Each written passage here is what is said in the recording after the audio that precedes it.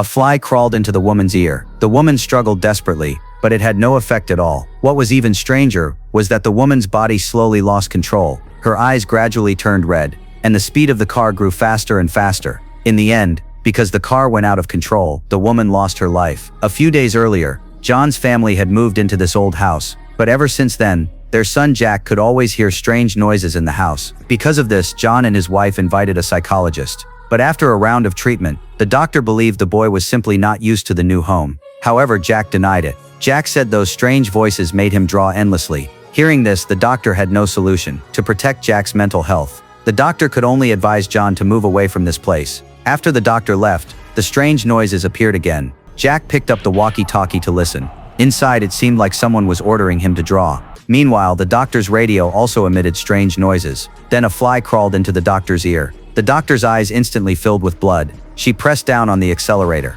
The car sped up more and more.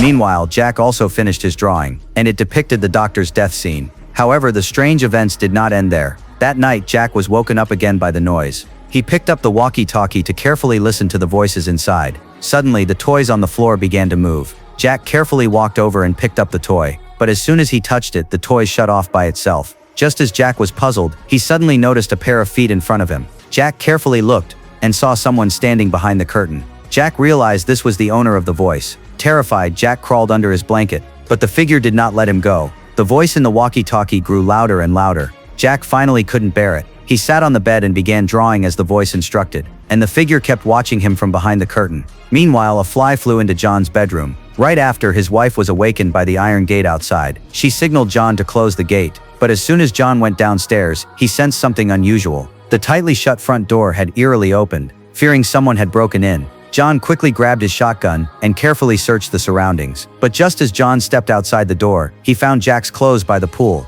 John instantly realized the danger. He shouted Jack's name loudly, while quickly running toward the pool. Sure enough, John saw Jack's figure in the water. When his wife heard the noise and rushed over, Jack had already fallen into a deep sleep.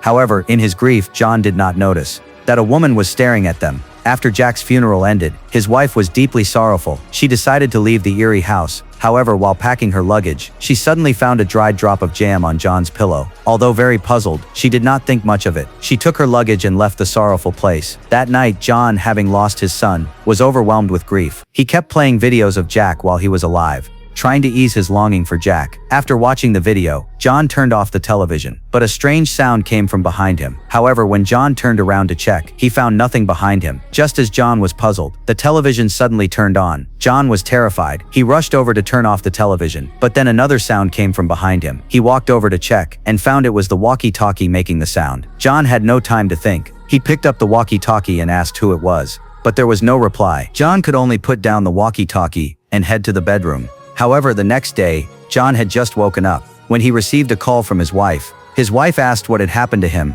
and why he sent her a voice message full of screams. John was very puzzled by this because he hadn't sent any message at all. After hanging up, John opened his wife's chat. Sure enough, there was a strange voice message inside. To figure out what was going on, John put the recording into the computer for analysis.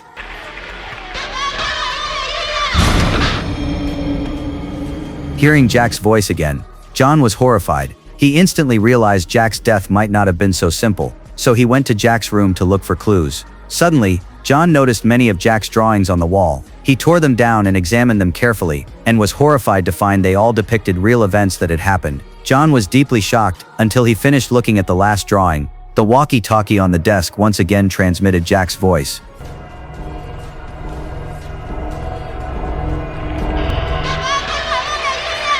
John finally remembered everything. On the night Jack fell into the deep sleep, he too had a fly released by the strange figure crawl into his ear. Then his eyes instantly filled with blood, and he lost his mind. Could Jack's deep sleep really have been his doing? John was in deep agony. He was determined to uncover the truth.